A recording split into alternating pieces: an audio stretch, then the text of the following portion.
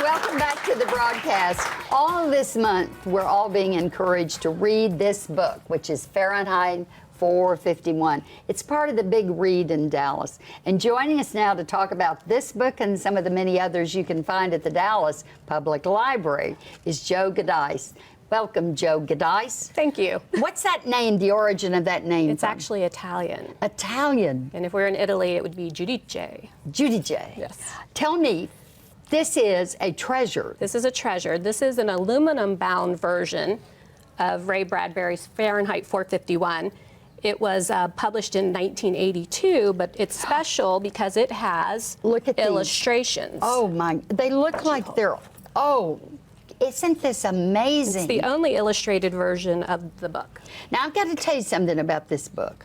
A lot of people have said, in the big read, that this book is kind of boring. And the people that have read it are older people. But the younger people are fascinated by the fact that this book was written 60 years ago. That's right. And the predictions and the times that it talks about in the future are actually happening now.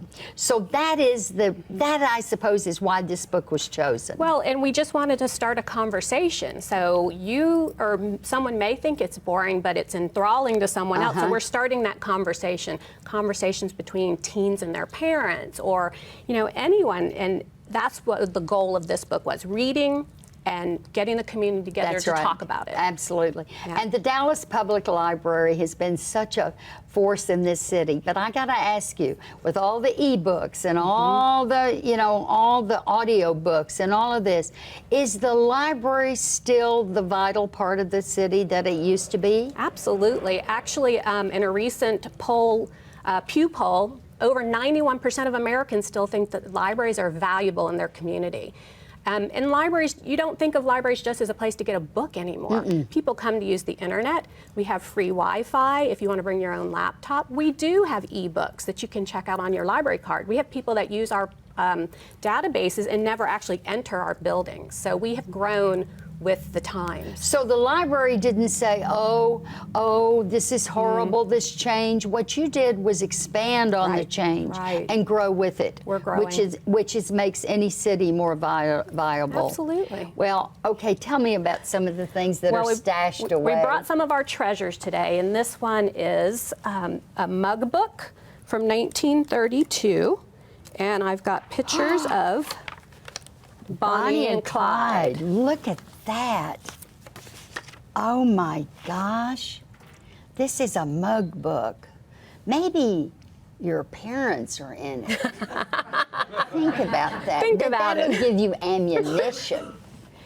So there's more to the library than just books. Yes. We also collect art. Most of it, the majority of it, is donated to the library. It is? And I did bring some prints. These are from Jack Ruby's trial for shooting Lee Harvey Oswald from 1964. The artist is John Groth.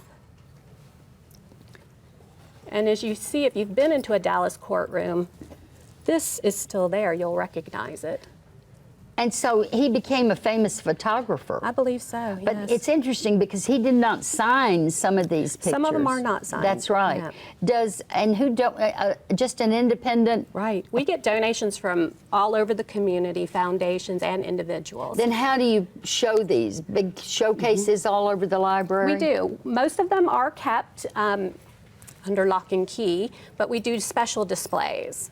Do you still receive used books? We do. Okay, because I know a lot of people don't know sometimes where to donate books. We sold our place in Fredericksburg, and my husband is an avid historian and reader and aviation buff, and he didn't know what to do with these books. We love to take your books. That's great. You can drop them off at any location of the Dallas Public Library, and we have 28 branches. And what are these down here? This one I brought because it's so unique. It's from 1450, and it's vellum. Oh my. All of this is done by hand.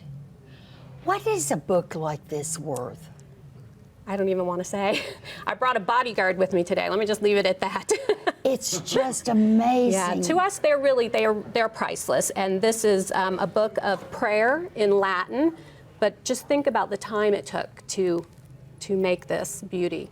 Were you all just thunderstruck when somebody brought this book in? Absolutely, absolutely. Well, I'll tell you, speaking of the word thunderstruck, I think all of us get that way when we go into that library and think about the history of the people that have joined together and read wonderful books. We're still doing it today, and Joe will be back with us in our second hour to talk about how you can get your library card and why you need to start visiting the Dallas Public Library.